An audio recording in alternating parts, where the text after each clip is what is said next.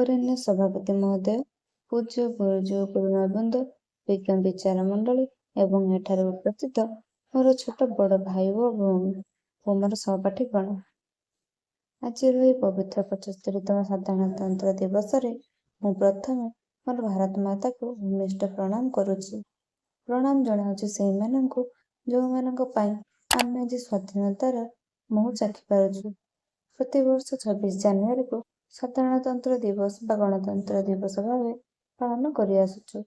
ଏହି ଦିନଟି ହେଉଛି ପ୍ରତ୍ୟେକ ଭାରତୀୟଙ୍କ ପାଇଁ ଏକ ଗର୍ବ ଓ ଗୌରବର ଦିନ। କାରଣ ଏହି ଦିନ ଆମ ଦେଶ ପୂର୍ଣ୍ଣ ସ୍ୱରାଜ ପ୍ରାପ୍ତି ହୋଇଥିଲା, ଅର୍ଥାତ୍ ଆମେ 1947 ମସିହା ଅଗଷ୍ଟ 15ରେ ସ୍ୱାଧୀନ ହୋଇଥିଲୁ ସତ, ମାତ୍ର ଆମ ଦେଶର ଶାସନ କାର୍ଯ୍ୟ ତଥା ସମ୍ବିଧାନର କାର୍ଯ୍ୟକାରୀ ଦୀର୍ଘ 2 ବର୍ଷ 11 ମାସ 18 ଦିନ ପରେ ତଥା 1950 ମସିହା ଜାନୁଆରୀ 26ରେ ସମ୍ପୂର୍ଣ୍ଣ ହୋଇଥିଲା।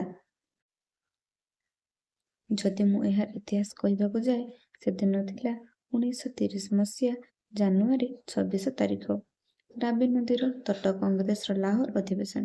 ସେଦିନ ପଣ୍ଡିତ ଜବାହରଲାଲ ନେହେରୁଙ୍କ ଭାଷଣ ମୁଗ୍ଧ କରିଥିଲା ଦେଶବାସୀଙ୍କୁ। ତାହା ଥିଲା ପୂର୍ଣ୍ଣ ସ୍ୱରାଜର ଡାକରା। ଡକ୍ଟର ଭୀମରାଓ ଆମ୍ବେଦକରଙ୍କ ଦ୍ୱାରା ଦେଶର ନିୟମ କାନୁନ ତଥା ଦେଶ ପରିଚାଳନାର ସମ୍ବିଧାନ ତିଆରି ହେଲା। ସେଥିରେ ଭାରତକୁ ଏକ କାର୍ଯ୍ୟସୂଚୀର ଖସଡ଼ା ପ୍ରସ୍ତୁତ କରି ଦିଆଯାଇଥିଲା, ଯାହାର ନାମ ଥିଲା ସମ୍ବିଧାନ। ଗଣତନ୍ତ୍ରର ମାନ୍ୟତା ପ୍ରାପ୍ତ ହୋଇଥିଲା ଆମ ଦେଶ ଭାରତ। ସେହି ଦିନଠାରୁ ଆମ ଦେଶ ଭାରତକୁ ଏକ ଧର୍ମନିରପେକ୍ଷ ସାଧାରଣତନ୍ତ୍ର ରାଷ୍ଟ୍ର ଭାବେ ଜାଣି ଆସୁଅଛୁ। କାଶ୍ମୀରରୁ କନ୍ୟାକୁମାରୀ ନେଇ ଆଜି ସବୁଆଡ଼େ ତିରଙ୍ଗା ପତାକା ଉଡ଼ୁଛି। ଆଜି ଆମେ ଏହି ତିରଙ୍ଗା ପତାକା ତଳେ ଠିଆ ହୋଇ ଶପଥ ନେବା ଆମ ଦେଶକୁ ଶିକ୍ଷା, ସ୍ୱାସ୍ଥ୍ୟ, ସମୃଦ୍ଧିରେ ଆଗେଇ ନେବା। ଏତିକି କହି ବକ୍ତବ୍ୟ ଶେଷ କରୁଛି। ଜୟ ହିନ୍ଦ।